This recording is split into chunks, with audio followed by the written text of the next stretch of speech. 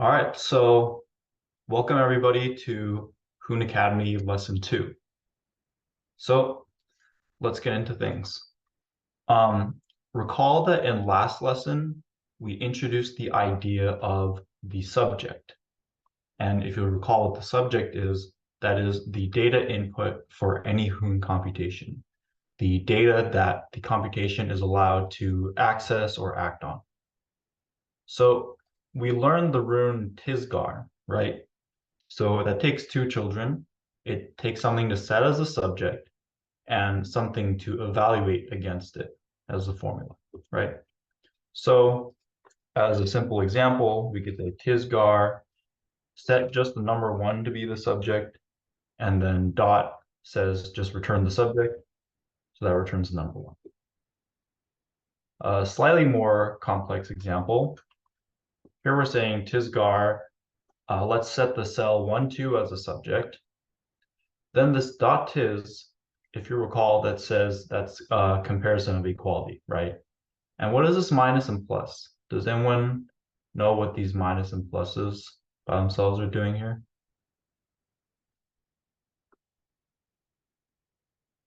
Let me pull up the chat.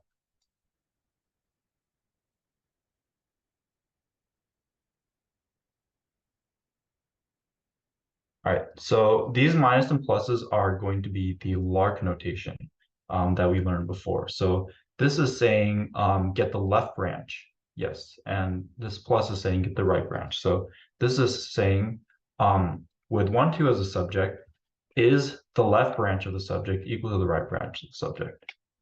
And we get a no. But if we make 1, 1 the subject, what's going to happen? We're going to get a yes. All right. So we also learned that every Hoon code that we run in the dojo is implicitly wrapped in a big Tisgar with the dojo subject.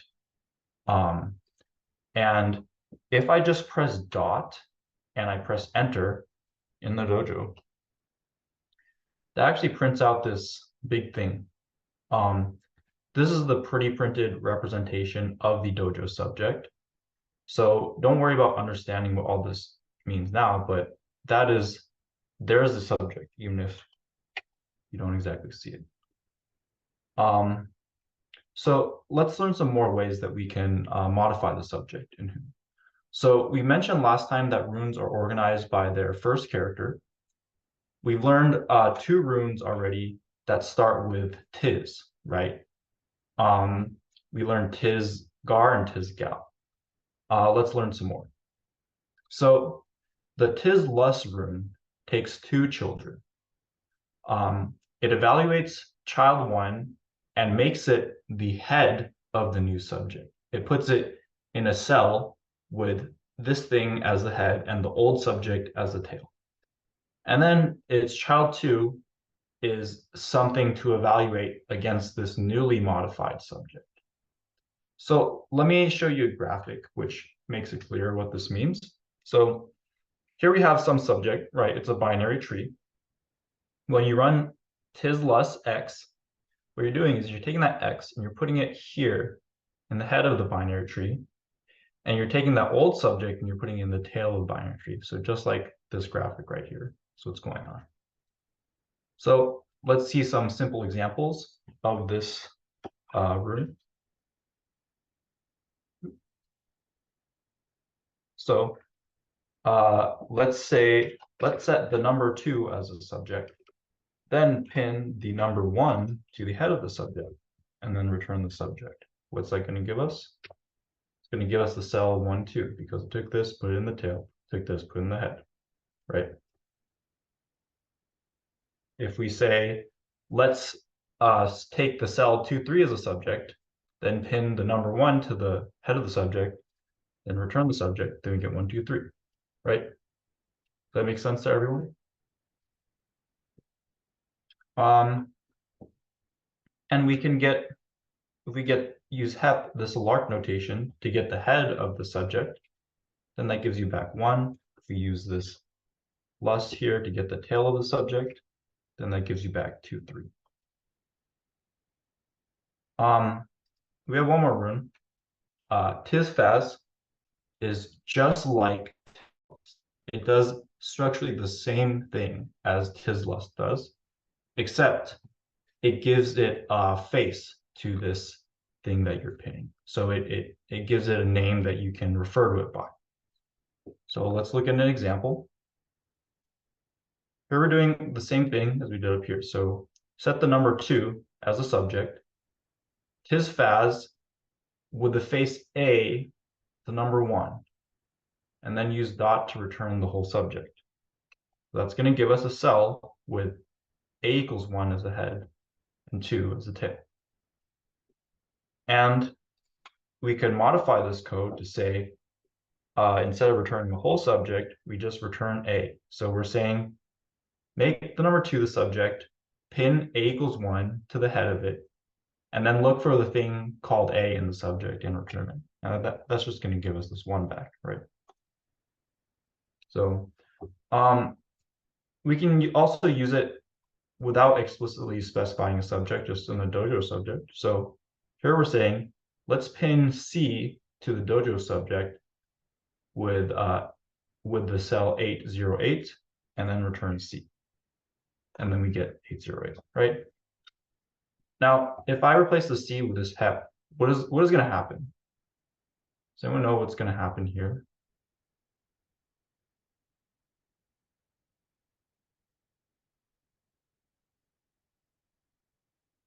All right, so let's try it. Let's try it and see what's going to happen. Gives us the C equals 808. Why did this happen? Does anyone know? It's Lark notation.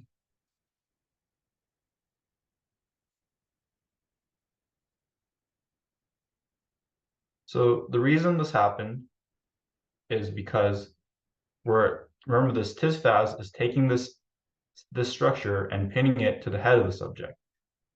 And we're taking the dojo subject, which is kind of implicit here, and putting it in the tail. So we're saying pin this to the head, and then grab the head, and then we're grabbing the C, right? Does that make sense, everyone?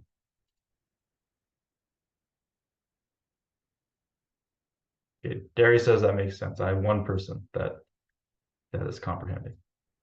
Florence says no. Okay, so what part of this is confusing?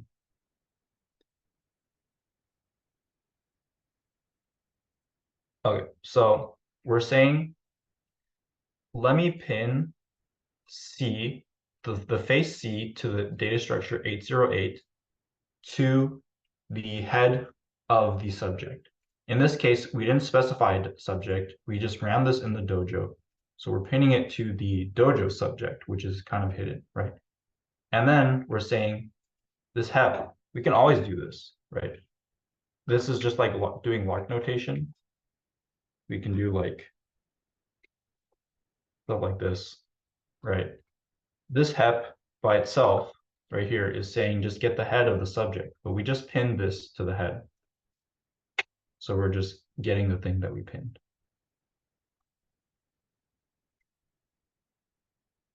All right. So let's learn another tis rune. So the tis dot rune just changes one thing in the subject. It takes 3 children. So the first child is you're telling it what to change. The second child is a new value to change it to. And then the third child is the rest of your computation, what you're doing with that change subject. So let's look at an example. Here we're saying set the cell A equals 1, B equals 2 as a subject. Then we're saying use this tis dot to set A to be 100 and then return the subject. So what's this going to return? This is going to return the cell A equals 100, B equals 2. And we could have done this same notation, same operation with Lark. So instead of specifying change A to be 100, we could say change hep, what the thing at address hep to be 100. And this Lark notation refers to the head of the binary tree. So it does the same thing. We're going to get A equals 100 because this is grabbing this and changing it. And we can use this tis dot in the dojo as well. So we can say here set tisfaz pin C to 808 as the head of the subject. Then look for something called C in the subject, change it to 123, and then return C. And that gives us 123, right? So let's introduce one more tis room. Tis col is just the same as tis dot, but you can change multiple pairs of things at once. So here's a new concept for us. This room doesn't take a fixed amount of children, actually. You can take as many pairs here as you want. And when that happens, you have to tell the parser how to stop parsing stuff. So that's why this tis is here. This says, here's the end of the pairs that we're giving it. Let's look at an example of this room. Okay. So, Ronis Rigwet says, are these operations on the dojo subject permanent? Is the dojo subject growing in size with each tisfaz? That is a great question. So, in this case, no. Like, in this case, it's every Hoon computation is like a kind of an ephemeral thing, like a function, right? So in general with Hoon, we're saying like in something like this, we're saying imagine there's a hidden tisfaz here with a big thing. Then we're adding something to the head of it, and then we're returning C. And that thing like finishes, evaluates, outputs, and then forgets about what was there. So in that sense, you're not adding anything to the dojo subject. It's just something that's there that's like provided for you. However, when you do this, that is actually in adding that to the dojo subject, like quote unquote permanently. But you can also clear it. You can clear the subject from all these like faces that you've pinned. So yeah, good question though. So back to this Tizkol room. Here's an example. So here we're going to set this tree as a subject. We're saying, here's a tree with A equals apple as a head, and as a tail, there's a cell of B equals banana and C equals cherry, right? Code's not finished yet, so let's put in some more stuff. Then the next line says, Tizkol, look for the thing with a face A, change it to avocado. Look for the thing with face B, change it to berry. This tis denotes the end of these pairs. This tis goes with this tizkol. And then this dot here says return the whole subject. So what we should see here is this subject with two things changed and then return, right? And that's what we get. We get A equals avocado, B equals berry, and C equals cherry. All right. So any questions on that one?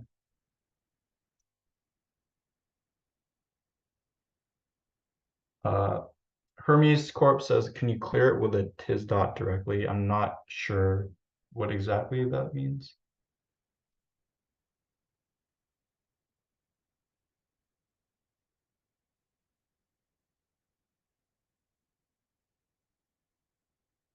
All right, so far, here are all the tis rooms that we've learned so far. Clear a previous saved value with tis dot. Yeah, so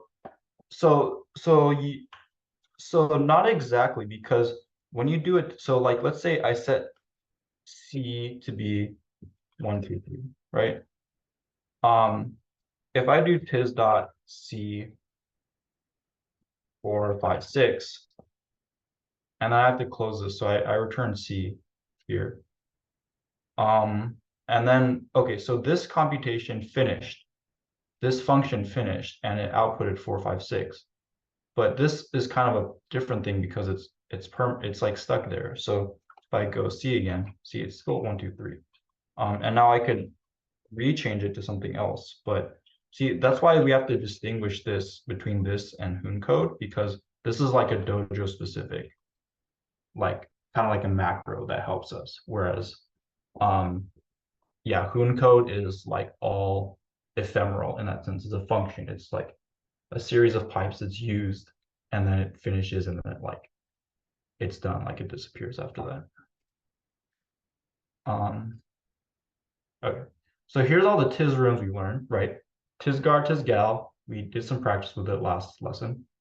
Tislaz, Tisfast, this pins something to the head of the subject, and this is the same structurally, but just gives it a name, right? Tisdot changes one thing, Tiskol changes multiple things. All right. So a little bit of terminology. A lim is simply the term for some singular address in the subject. For example, in this code snippet above, so here we were looking for the lim A and the lim B, and then we were grabbing those and changing those, right?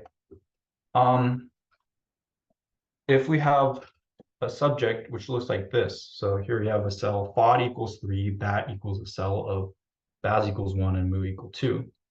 Well, then a lim can be fod, right? That's like a name. Be bat. It can be hep. Be lus. It can be like some larking notation, right? Like that. So it's just one address. That's what a lim is. What a wing is a search path which consists of limbs. So, for example, here a wing could be baz dot bat. So that's saying get the baz thing within the bat thing, and this dot is like connecting different limbs together, right? Or it could be like lus dot lust or something like that. It's just anything that's separated with these dots, any search path that's separated with these dots. To help you imagine this, you have like a wing, like the skeletal structure, it's connected of different limbs that are connected by joints, right? So that's just like a nice little metaphor. Ronis Rigwitz says, can you show us an example, a use of tis col without using names? Yes. So here. Let's set this thing as a subject. And then let's say tis col hep. So the left branch, which would be fod, right? Let's change fod to 5. And then also, let's also change lus, which should be mu, to 100. And then let's return the subject. So, oops. Let's try this again. So we close this with this tis, and then we return the subject. There we go. Yes, you got me. So yeah, there's an example of using lark. We're saying, Tisco, let me change 2 pairs of things. Change this left branch to 5, change the right branch of the right branch to 100. All right. So moving on, we mentioned that the dojo subject contains a lot of useful definitions and utilities. Let's make use of that.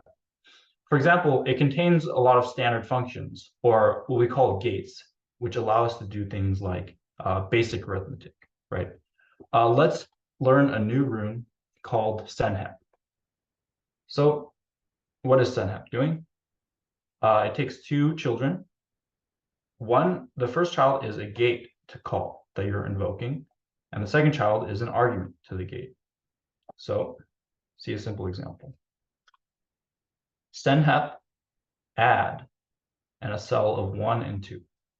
When you press enter, we get 3. So what's going on here? Somewhere in the dojo subject binary tree, very big thing, there's something defined called add, ADD.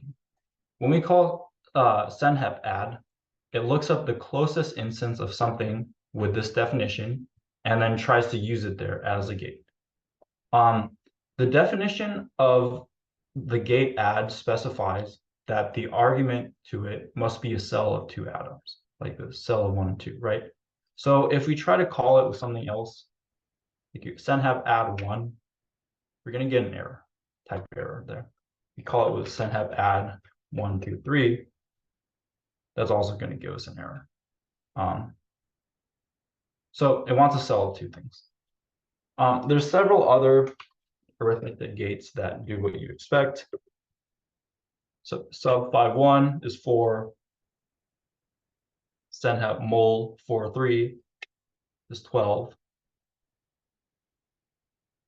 Send have div. Here we're, instead of writing it as a cell, we're using the Cohort, right? But we should recall that this Cohort just reduces to the cell. So div 8-2, 4. And we can do powers. 2 to the third power is 2, 4, 8, right? 8. Okay, so here's something interesting for you guys. Here's a little bit of puzzle. So what's this code saying? It's saying tisgar, set the cell a equals 1, b equals 2 to be the subject, and then senhep add a, b.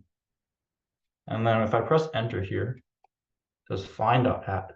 So why is that going on? Chaser says, are add mul, etc. Dojo notation or Hoon standard library? They are Hoon standard library. Yes, Derry has a correct answer. Very good, Derry. So here, this tisgar set just a equals 1, b equals 2 as a subject. And that means you don't have access to the dojo subject. You can't find something called add in here. So I can't call add. But we can make this code work by just changing one rune. So we change this tisgar to this tislus. It's going to work. It's going to work and return 3. So instead of making the cell a equals 1, b equals 2 as a whole subject with this rune, here we just glommed it on to the dojo subject with this tislus. We're saying make this as the head of the dojo subject and put the dojo subject as the tail. So that means we can still find add. We can still find the gate add, and we can still carry out this operation. Any questions on that?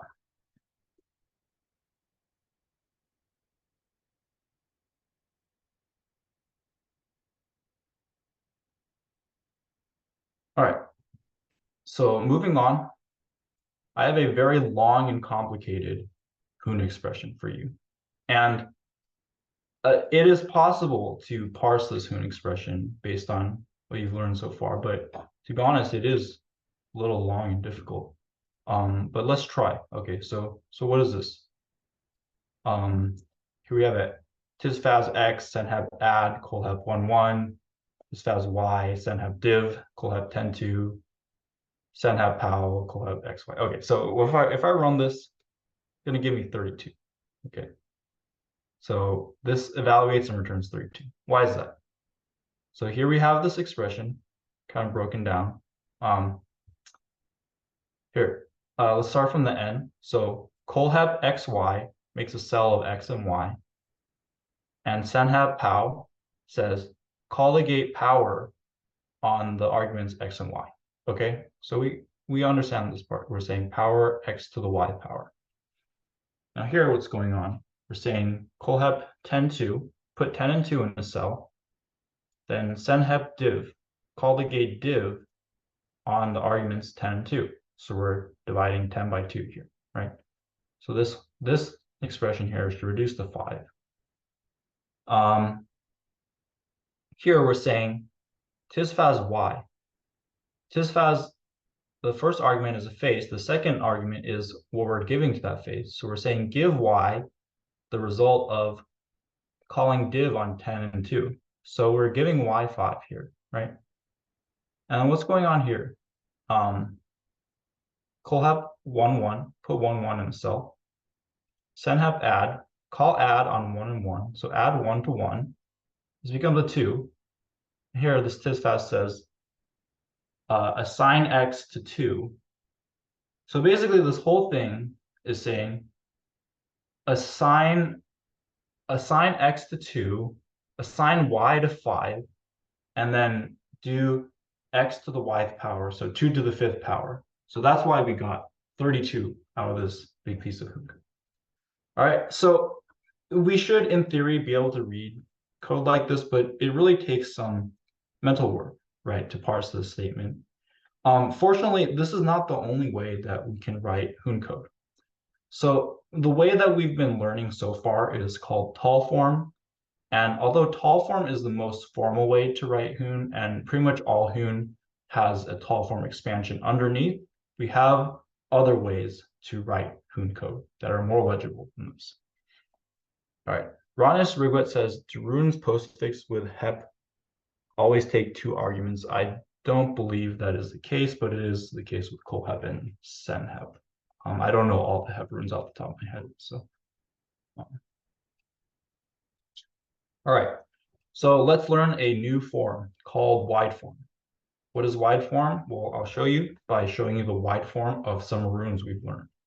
So here's the wide form for Cohep. So the tall form for Cohep is what we've seen before. The wide form looks like this. Same thing, right? Dot less. This is the rune to increment. It takes 1 argument, just increments it. Dot less 1, there's the tall form. Here's the wide form. Hisgar. So this says subject in a formula. Here's a tall form, right? Set A equals 1, B equals 2, the cell as a subject, and then just return A. Here's the wide form. Looks like that.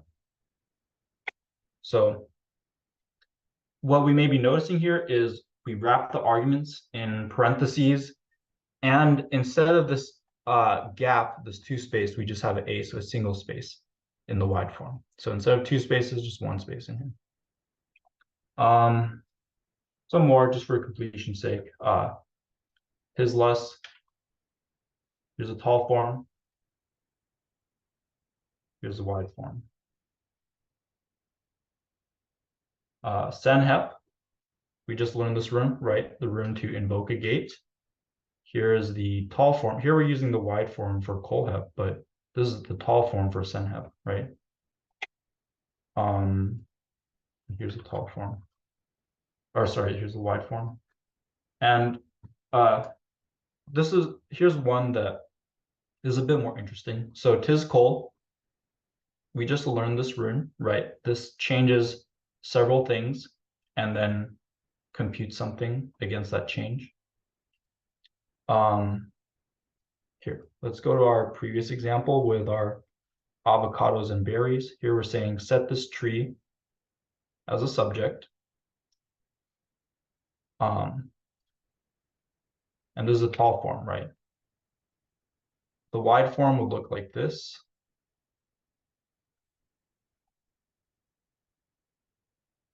So the interesting thing here is we need a comma to separate the pairs.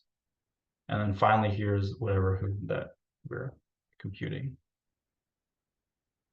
Why are there both tall and wide forms? Because for convenience of writing, for the sake of legible syntax, as we'll see in a little bit, why this is useful. Okay, so let's rewrite our previous expression that was really long and complicated. We can actually just write it like this. We're using some tall form. But here, isn't that already a little bit better, right? We can see this senhep goes with pow xy. You can see that this senhep goes with div 10.2. This senhep goes with add 1.1. It's a lot more legible, right? The same code as before, just written with the wide form.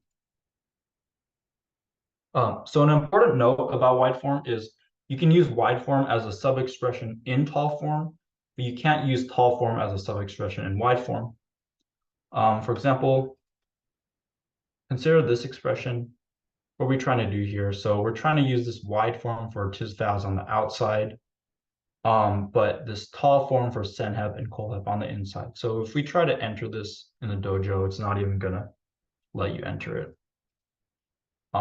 However, if we swap these things, so if we use wide form on the inside and then this tall form to styles on the outside, this is very good Hoon code. Tall because this two spaces or more lets you split the code up potentially over multiple lines. So if you recall that in Hoon, two or more spaces or a new line is the same syntactically. So you could put everything in a tall form on a different line. So you can make your code more tall that way. Wide form has to be on a single line, it's more compact. All right, so wide inside tall, not tall inside wide. Any questions?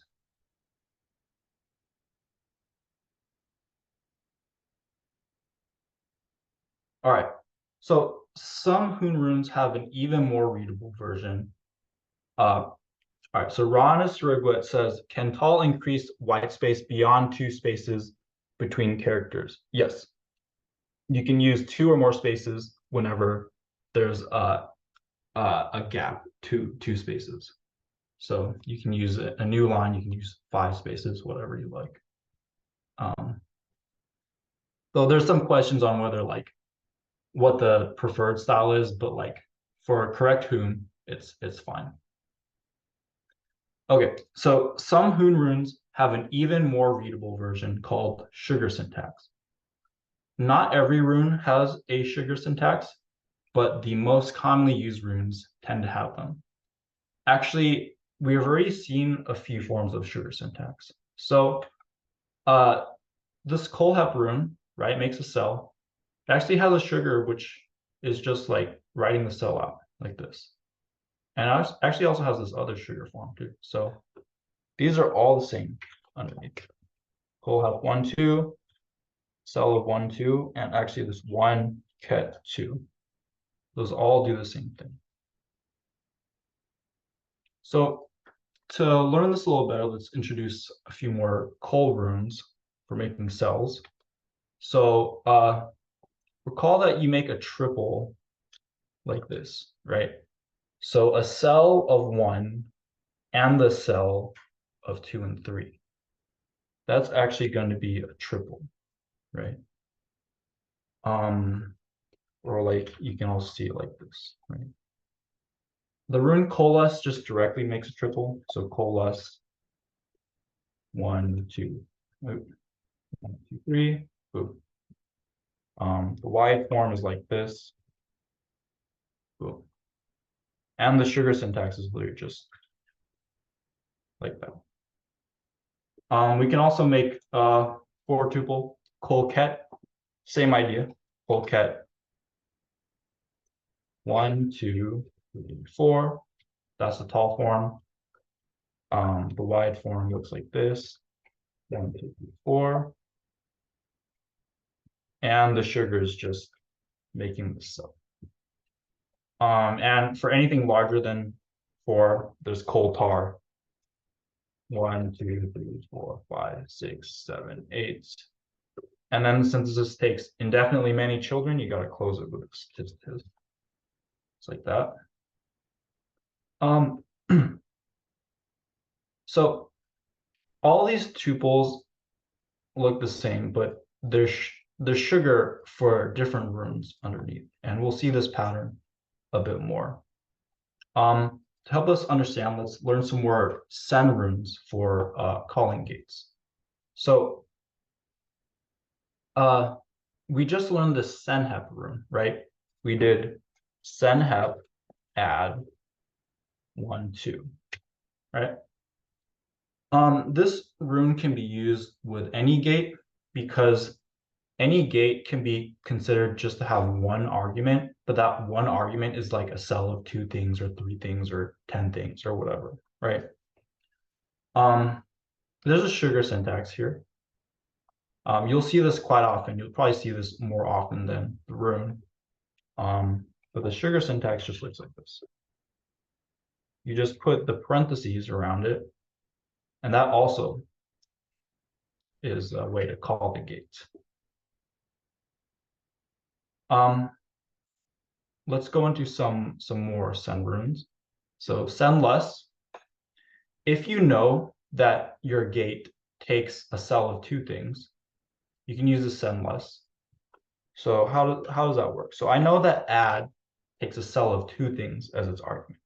If I do add, send less add 1, 2, I don't have to write them as a cell together. I get that 3, right? And the sugar looks like this. See, that's very nice. That's a very clean way of writing this call to add. But you should know that it desugars underneath to this send less root.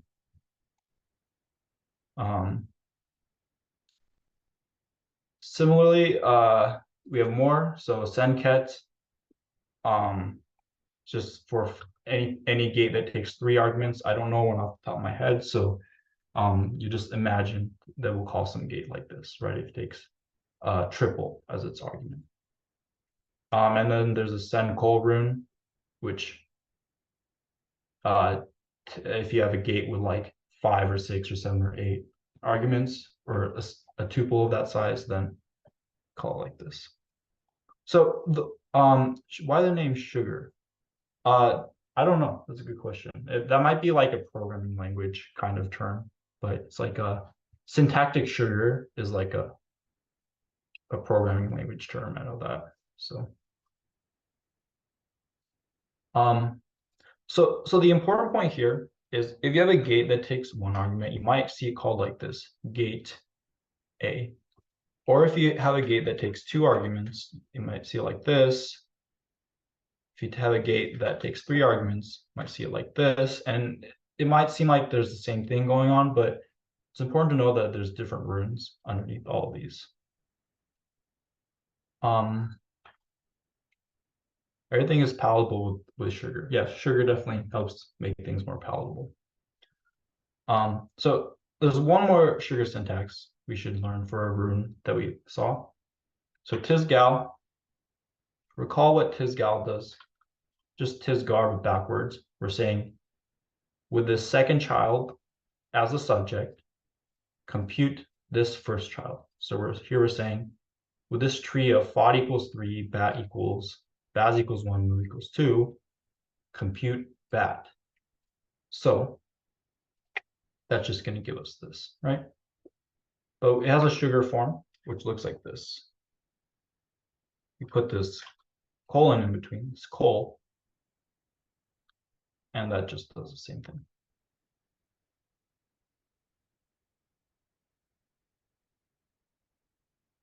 So similarly to tall form, sugar syntax, similarly to wide form, sugar syntax can go inside tall form, but tall form cannot go inside sugar syntax. For example, this piece of code right here, we're trying to use tall form for senhep and colhep inside this sugar for senhep. It's not going to let me do that. However, we can do something like this. This is correct and encouraged syntax. We're saying tall form for this sendless, call mul on the result of adding 1 to 2 and adding 2 to 3. So this is nice, readable, and it's correct syntax. We get 15.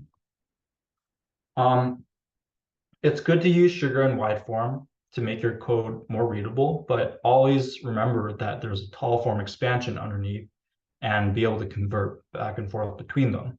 That'll make you a much stronger programmer. Ronus Riglet says, is there a maximum number of arguments for gates in general? Could I define a gate that takes 1,000 arguments? Yes, you could define a gate that takes a cell of 1,000 different separate things as an argument. Not sure why, but yes, it is possible. Okay, so to conclude this section, let's go back again to our extremely long piece of code. And let's use sugar syntax to make it even more readable. So here's our long piece of code, right? Evaluates to 32. Here, let's take this add and make it like this. Take this call to div, make it like this. Take this call to pal, make it like this. So boom, that's our sugar syntax version. It's already a lot more readable, right? Like this is kind of code where you can kind of look at it and see, okay, I see what's going on, right? 32. Okay. Any questions on that?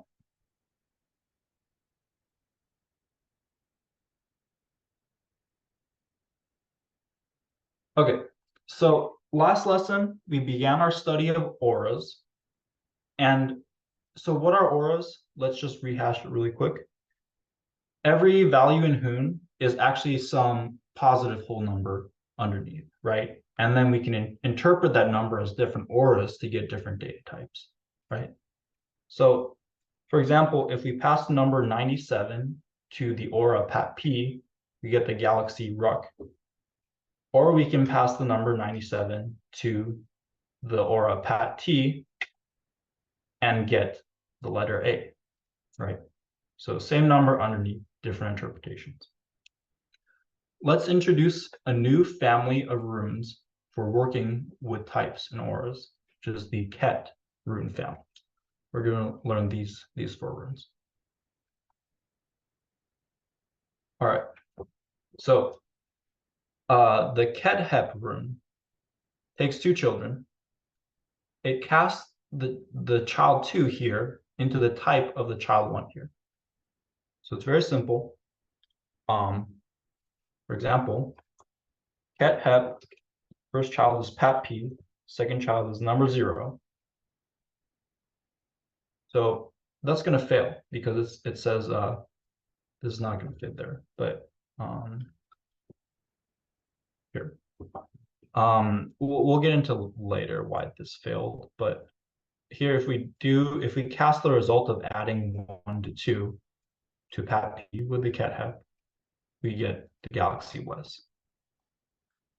And if the type of this Hoon expression in child 2 doesn't nest into this type here, then it'll crash. So we have this error message. Says need pat p, have pat t. So this hello is it infers this to be a pat t. It says that doesn't fit and it crashes. So what does it mean for an aura to fit with another one? Hoon has an interesting system here, which does involve trees. So let's look at this diagram and see what's going on.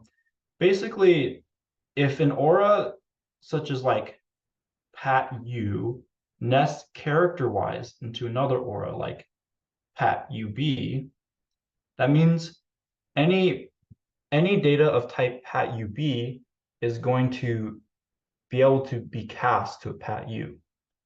So that means a pat TAS can be cast to a pat T, a pat TA can be cast to a pat T, and everything can be cast to the empty aura pat.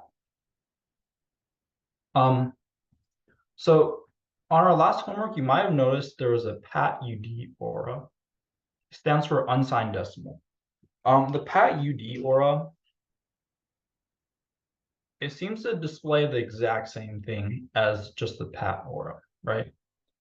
And that's actually true. But why do we have a separate one here? Because this pat UD says, I want to interpret this number as a number and definitely not anything else. So like you can't take a pat UD to a pat T because it's a pat UD, whereas you can take a pat to anything. So it's just, these are the same data, but this one just has a little more specificity there. Let's see some examples of this nesting system. Okay, so here we have 0xabc. If you might recall, that's a hexadecimal number. That is a pat ux. And we're going to use kethep to say, I want to enforce this as a type pat u. And boom, we get a number out of that. And as we mentioned, the aura at fits any anything, right? So we can cast hello to an at, we can cast number to an at, we can cast pat p to an at, and we can cast floating point to the pat.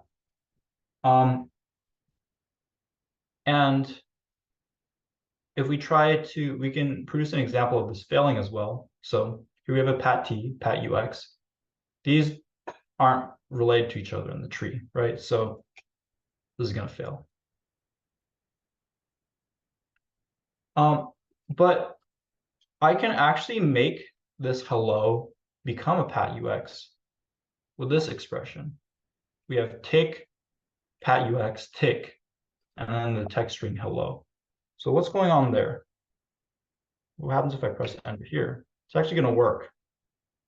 So why did this work and this one failed? It turns out this tick notation is actually a sugar syntax too. And it's a sugar syntax for a double application of kethep. So this tick pat ux, tick of the string hello, is actually saying, first, let me take this hello, this text string, cast it to a pat, cast it to the most general aura. I just want to retrieve the raw numerical data underneath this. And then with this other kethep, I'm going to take that raw data and then cast it to a pat ux. So boom, that's why we can make this work. So if we look back at this tree, it's saying, let's take this pat d data, pass it all the way up here, throw away any type data, and then push it down this tree. So why are we learning this kethep rune? Why is it important? Kethep is what we call a fence, and you use it to make sure that the code that comes after it returns something of the proper type. It's used all throughout Urbit code for type checking. So if any of you have some background in programming languages, and no worries if you don't, no worries if this does make sense, but a little blurb is Hoon is a statically typed language. So that means the validity of the types in the system when you compile a piece of code, it's going to be checked when you compile the code, when you're trying to build the code. That means if you put a bunch of these ketheps in your code, it's going to catch any type mismatches and not let you compile the code. And so then you'll catch these issues before the code is run, before the code is deployed to a real system. All right, so any questions on that or on the kethep rune on the Aura system? How come casting with pat ux?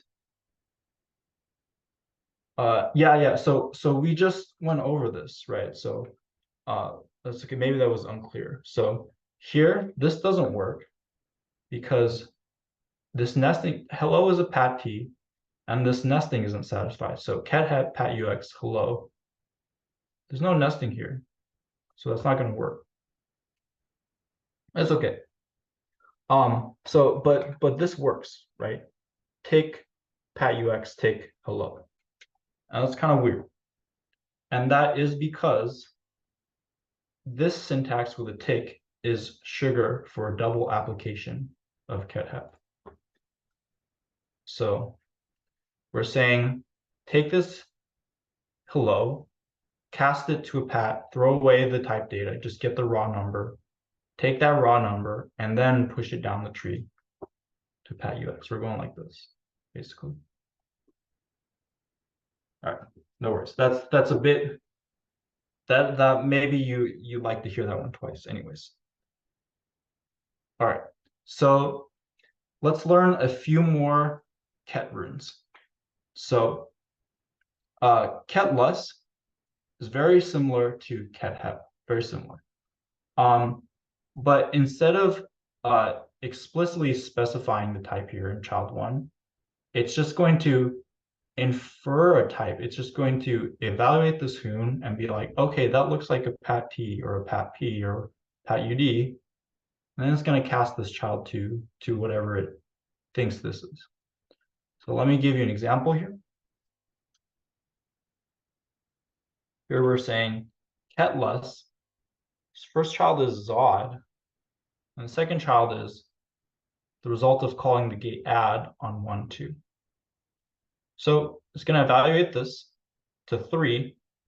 It's going to say, okay, I want to cast my 3 to whatever Zod is. And then we'll get Wes. And if we look at the number underneath the galaxy Wes, that is the number 3.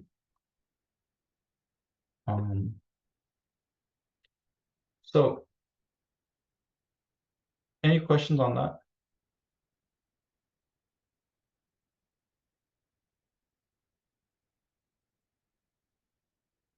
All right. So another rune, Ketar, lets you get the default value of a type. So every type in Hoon has a default value, and this is useful for like if you have an empty database and you say like I just wanted to populate it with default values or something like that. Then you can use this. So what is the default value of a pat UD? Let's do ket hep pat UD. It's 0. What is the default value of a pat P? Ket hep pat P. It is Zod. And we have a sugar syntax here too, which is very simple. It's just that tar pat P. Or tar pat RS floating point. All right. So another ket rune. We've previously created structures with faces attached to parts of them, like this, right? Here's a cell with A equals 1 as a head and B equals 2 as a tail, right? It turns out this A equals 1 is actually sugar for another ket rune.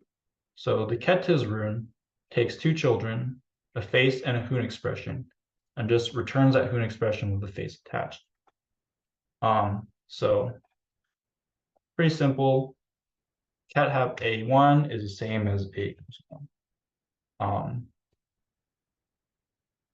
Here we can say a cell of a ket hep, or sorry, Ketiz A to the text foo and B to the text bar is a cell of A equals foo and B equals bar. And interestingly, it also works on cells. So here we're saying Ketiz the cell of AB to the cell of 1, 2. And it does that pattern matching for you. You can do it like this. AB equals 1, 2. A equals 1, B equals 2. It's kind of nice, right? Here we're saying cell of A and BC equals 1, 2, 3, 4. That's going to attach this A to this 1, B to this 2, and C to the cell 3, 4. So it like distributes like that. It's pretty nice.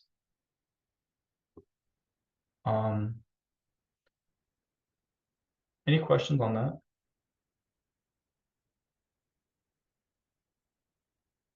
How exactly is Ketiz concerned with types?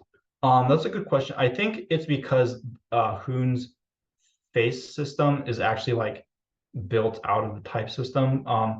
It does seem a bit unrelated to like ket hep and ketless, for example, but yeah, I think it's due to the underlying implementation is why this rune is in the same family. And I just thought it was like an appropriate place to teach it. But yeah, good question. All right. So there's one more interesting feature of the Aura system, an important type that we should learn. So Hoon has a distinguished type called PAT-TAS or term. So from what we know about nesting, PAT-TAS has PAT-T in it, right? So that means every PAT-TAS must be a valid PAT-T as well, right? So that means a PAT-TAS must be some limited subset of PAT-T. And that's true. So a PAT-T, otherwise called a chord, can be any UTF-8 Unicode text. So basically any like irregular, like imaginable text you might see on the internet. A PAT-TAS can only be lowercase alphabetical characters, the HEP and 0 through 9.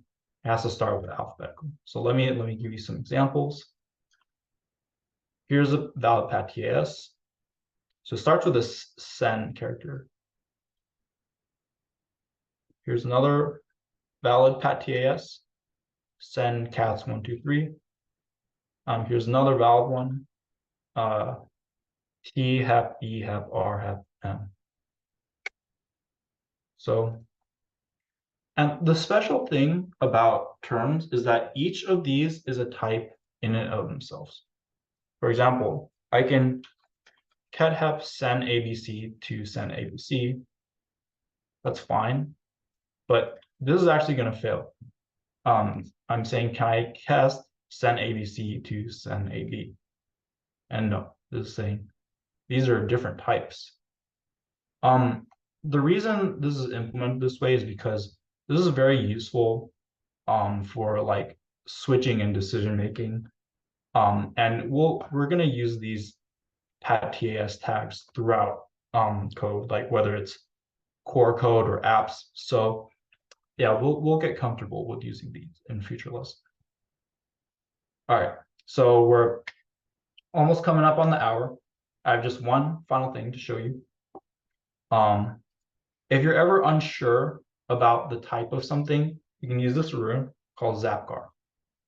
And it's just going to take one child and it's going to return a cell whose head contains a type and whose tail contains the thing you gave it. So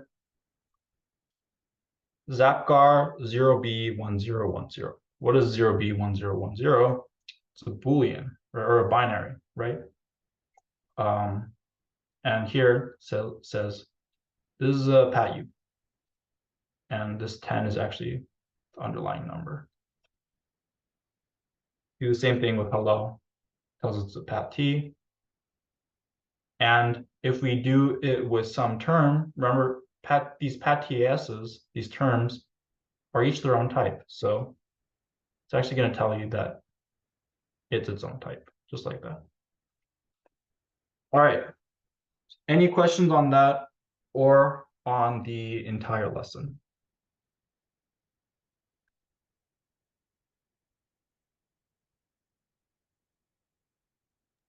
Yeah, are the TAS type is called a term, is that correct?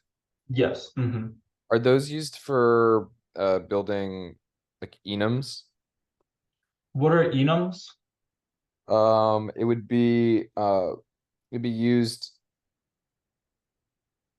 I would have an enum type like say variant, and then the variant could be one of say three strings like Oh, sentence, I see. word, Yeah, paragraph. yeah, yeah. Yeah. I think I know what you mean, and that's exactly what they're used for. Yeah. That's Awesome. like if you're saying this value can be a this or a that or a that, and I want to have some logic which differs depending on which case you're in, right? Yep. Perfect. Yeah, I understand. Thank you. yeah. That's exactly what these are used for. All right, so I have anonymous feedback form, so I'm gonna drop that in the chat. Feel free to tell me anything you like in there. And yeah, so that is the end of lesson 2. I'll stick around for a couple minutes if anybody wants to ask questions, but I will end the recording for now. And thank you very much, everybody, for being here.